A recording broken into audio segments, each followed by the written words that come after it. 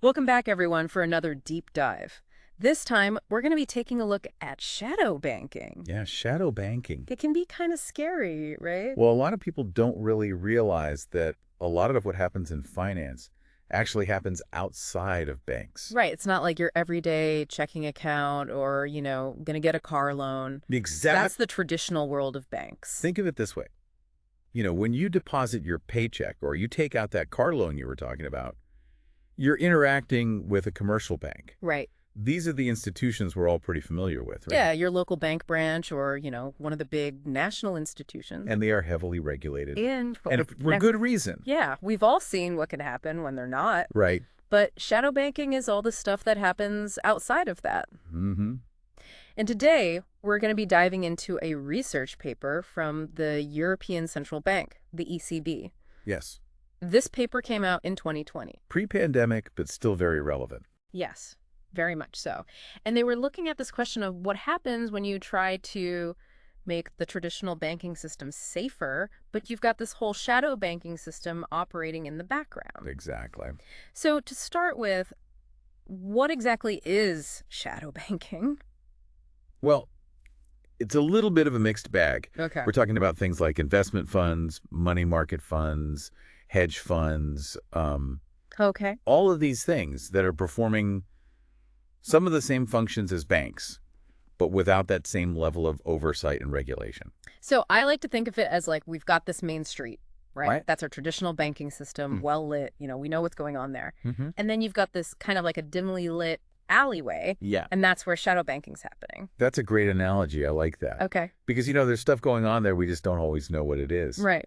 And so the ECB researchers in this paper, they wanted to look at how these two worlds interact. Yeah. And in particular, they were looking at this phenomenon that they call leakage. Leakage. Leakage. What is that? Okay, so imagine that you are a regulator and you're trying to restrict lending. Mm-hmm. And you're doing that by, maybe tightening the regulations on banks, making it a bit harder for them to Makes lend. the system safer. Exactly. The goal is to make the system safer. But wouldn't borrowers just go somewhere else if they need money? Precisely. Okay. So they might turn to these shadow banks, even though it might mean taking on more risk or maybe paying a little bit more. Got it. So that's the leakage. So the credit's flowing from this regulated world to the unregulated world. Right. So it's almost like you're trying to fix a leaky faucet, Yeah. but you end up with a leak somewhere else. Yeah. And I think one thing that's important to remember here is that regulating one part of the financial system without really addressing the other can lead to these unintended consequences. Right, because they're all connected. Exactly. Okay, so why should anyone care about shadow banking? I mean, there's a few really important reasons. First of all, we all care about financial stability, right? Right. We don't want to see another 2008. Mm. And shadow banking, it tends to be pretty opaque. Okay. It's harder to see what's going on there, and that makes it potentially less resilient. Right. So if it's growing unchecked, it could create the conditions for another financial crisis, right? Which could affect businesses, jobs, Absolutely. It could affect everyone. our savings. Exactly. Okay, so that's one reason. Yeah. What else? Another one is monetary policy. Okay. So this is how central banks, like the Federal Reserve here in the U.S., use interest rates to kind of steer the economy. Right. But if you have all this lending happening in the shadows, those controls become a lot less effective. Like trying to steer a car, but the steering wheel's not working properly. Yeah, exactly. It's just harder to get where you want to go. Right, because the central bank is basically setting these rules for this traditional system. Right. But this other part, it's kind of doing its own thing. Exactly. Okay, so we've got financial stability, we've got monetary policy, anything else? Yeah, well, there's also the issue of fairness. Okay. If you have these commercial banks that are heavily regulated, they could lose business to these shadow banks that are not as regulated. Mm-hmm. And that creates an uneven playing field. Makes it harder for them to compete. Exactly. And so that raises concerns about market distortions and whether competition is really fair.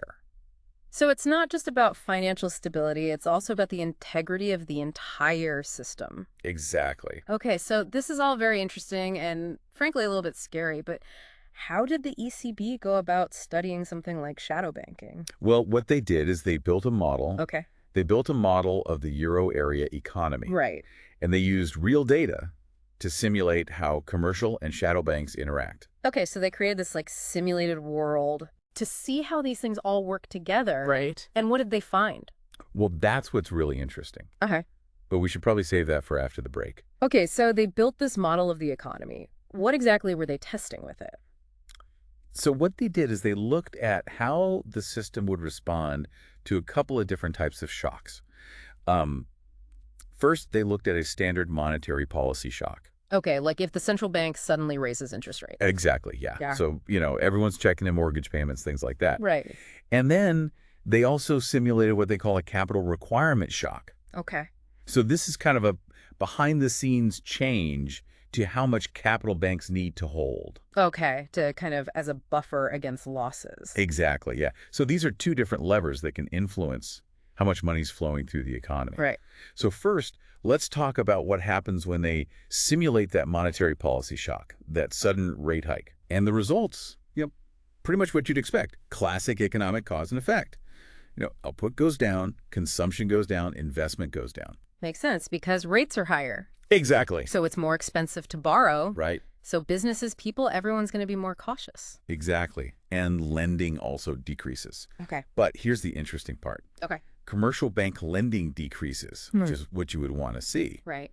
But shadow bank lending actually increases. Wait a minute. Yeah. So even though, like, the central bank, in this case, the ECB, is trying to kind of cool things down, Right. credit is still flowing. It's just shifting to this less regulated shadow banking sector. Exactly. Yeah. It's a perfect example of that leakage effect we were talking about earlier. Wow. Okay. And remember how we talked about those different types of regulators? Right. The ones who are just focused on commercial banks and then those more prudent ones who are kind of keeping an eye on the whole system. Exactly. Well, the ECB, they ran these simulations with both types of regulators. Okay. And what they found is that the moderate regulators, the ones that are just focused on the commercial banks, when they saw this rate hike and they saw commercial bank lending going down, they actually reacted by loosening capital requirements even further. So they're like, oh no, we need to make it easier for these banks to lend, but they're not really taking into account what's happening in the shadows. Right, exactly. They're trying to prevent a credit crunch, but they're only seeing one part of the picture. Right. Now, the prudent regulators, the ones that are looking at both commercial and shadow banking, they took a different approach. Okay. They were more likely to actually raise capital requirements even with this rate hike to try and counter that leakage. So they're hitting the brakes even harder. Exactly, yeah. Yep. They're playing the long game, prioritizing stability over those short-term fluctuations. Okay, so two different approaches to the same problem. It makes you wonder which one works better in the long run. So that was the monetary policy shock. What about the other one? So the capital requirement shock, Yeah. that one gets even more interesting. Okay. So remember, this is where they're directly simulating an increase in capital requirements for commercial banks. Right, right. And guess what? Leakage happened again. I bet those shadow banks were loving it. Yeah. But hold on a second. I thought the ECB paper said that even the prudent regulators would have tightened requirements in the lead up to 2008. They did, yeah. And that's a really important finding because it suggests that even with more sophisticated regulation and even with awareness of shadow banking, this leakage effect, it can still be a major challenge. It's like we said before, you try and plug one leak and another one pops up somewhere else. It's almost like it's baked into the system. Yeah, it does seem that way. Restricting credit in one area can push it into another, especially if there are those less regulated options available. So a prudent regulator might actually make it harder for people to get loans even when the economy's not doing well, just to keep that shadow banking under control. That's one possible approach, yeah. Yeah. Tough decisions to make, right? But in those ECB simulations, it did have a more significant impact on slowing down overall lending growth, even though shadow banking was still in the mix. Okay, so it's a trade-off. It really highlights how tricky this whole thing is. Did they find any potential solutions or at least ways to mitigate the leakage problem? Well, they did test some scenarios where the central bank and the regulators would work more closely together. Okay. So, for instance, what would happen if the central bank lowered interest rates a bit at the same time that capital requirements were increased? So kind of like easing up on one lever while tightening the other to try and keep everything balanced. Did it work? Their model suggested that, yeah, this kind of coordination can be effective. It can help produce that leakage, although it doesn't eliminate it entirely. It seems like finding that sweet spot, that right balance is key. But all of this is based on a model, right? did the ECB researchers look at any real-world historical data? They did. One of the most interesting parts of the paper was what they call a counterfactual simulation. Counterfactual. Okay, now you're just using fancy words. What does that mean? So it's basically using the model to rewind history and ask, what if things had been different? In this case, they asked, what if Basel III, those stricter banking rules that we have in place now, what if those had been in place much earlier, like even before the euro was introduced? So they're basically creating an alternate timeline for the global financial system. Exactly, yeah. It allows them to kind of explore how things might have played out differently under different conditions. And their little time-traveling model showed some really interesting results. Both the moderate and prudent regulators would have tightened capital requirements significantly in the years leading up to the 2008 crisis. So in this alternate timeline, things wouldn't have gotten so out of control. Basel III would have saved the day. Well, not quite. Remember, shadow banking still would have grown. Leakage is persistent. Even in a world with stricter rules, it really highlights that regulations, no matter how sophisticated they are, they need to be constantly adapted, updated. It's like a never-ending game of cat and mouse between the regulators and the people that are trying to find ways around the rules. That's a great way to put it. And I think it underscores why research like this is so important. It's not enough to just put regulations in place and assume that the problem is solved. Right, because the financial system is always changing, always evolving, and those back alleys are always shifting. So what happens next in the paper? So we've been talking about this whole shadow banking thing in Europe, but is this just a European problem? That's a really good question, and it gets at one of the, I think, key takeaways from this research, which is that shadow banking, it's not limited to just one region. Right. It exists in some form or another in almost every country. And so these dynamics that the ECB is looking at are probably playing out to some extent, globally. So this is about the whole interconnectedness of the global financial system. Exactly. Okay, so what does that mean, for the bigger picture? Well, imagine a scenario where you have regulators all around the world deciding, okay, we need to tighten up regulations on banks. To prevent another crisis. Seems like a good idea. Right. It seems like a good idea on the surface, but as we've seen from this research, it could have some pretty significant unintended consequences. Right. It could end up pushing more activity into those shadows. Like squeezing that water balloon again. Exactly. You try to restrict it in one place, it just bulges out somewhere else. Right. And then that raises a whole host of other issues, right? Like, how do you coordinate regulations across all these different countries? Right, with different systems. Yeah, different systems, different levels of development, different. And how do you even measure shadow banking when, by its nature, it's designed to be kind of hidden? Exactly. Right. It's like trying to track something that doesn't want to be found. Right. It's incredibly complex. And I don't think there are any easy answers. But I think it underscores the need for international cooperation. Yeah.